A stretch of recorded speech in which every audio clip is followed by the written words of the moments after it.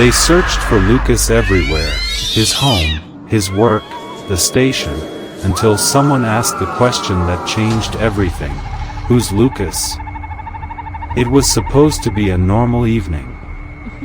Lucas had missed his usual train and was waiting alone at the nearly empty terminal. The air was heavy with fog, thick and unnatural, rolling across the tracks like smoke from a dying fire. The clock above him flickered, frozen at 11:11. Then he heard it.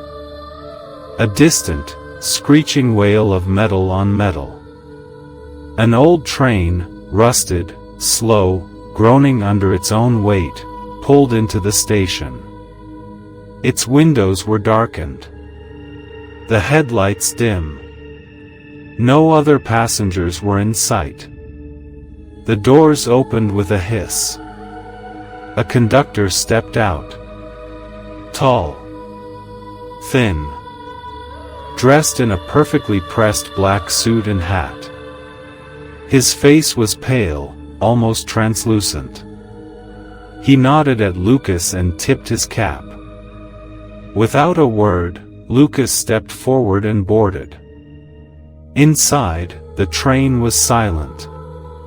Rows of passengers sat stiffly, unmoving, dressed in old-fashioned clothing, dusty suits, tattered dresses. Their skin was pale as ash, their eyes, empty. Hollow.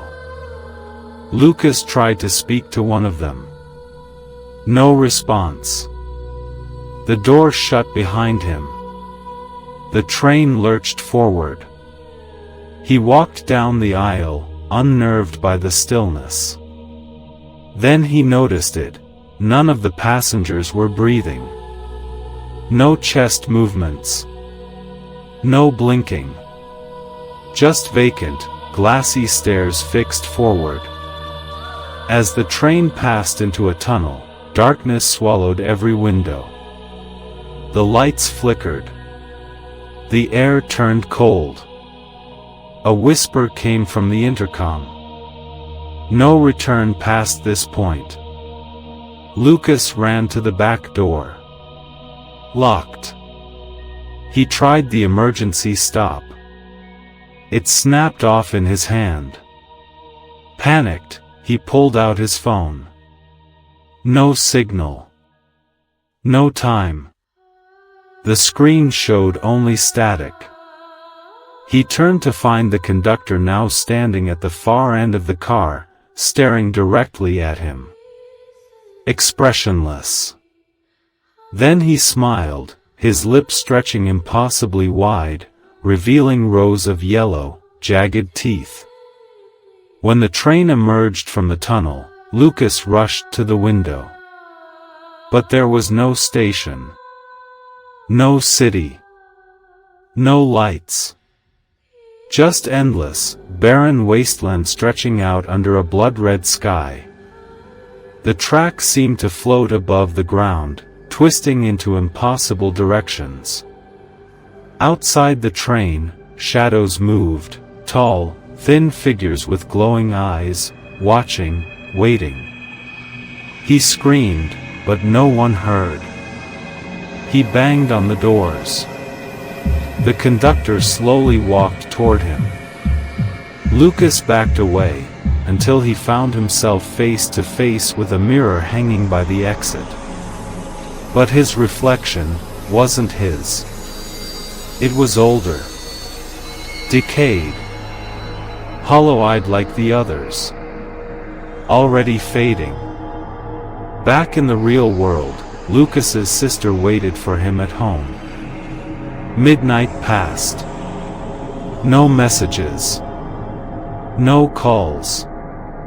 She went to the station the next morning. It was empty. The ticket booth boarded up. No staff. No signs of activity. She asked the transit authorities. They said the line had been closed for years. There was no train scheduled that night. There hadn't been for decades. She searched everywhere. police, friends, co-workers. That's when things got strange. No one remembered Lucas. His boss had no record of him. His apartment was empty, never rented. Photos on his sister's phone? Corrupted. Gone. Only she remembered. Until even she began to doubt herself. One night, unable to sleep, she returned to the old station. The fog rolled in again. And in the distance, she heard it. The same screeching wail. The rusted train emerged from the shadows. She stood frozen as it slowed before her. Its windows dark, but one face stared out. Pale. Lifeless. Hollow-eyed. Lucas. He raised one hand and pressed it to the glass. Then the train disappeared into the darkness. They say the vanishing train only comes for those it's chosen. It doesn't take you to another place. It takes you out of existence. No memories. No photos. No record. Just a hollow seat on a rusted train. And a whisper over the speaker. Next stop, nowhere.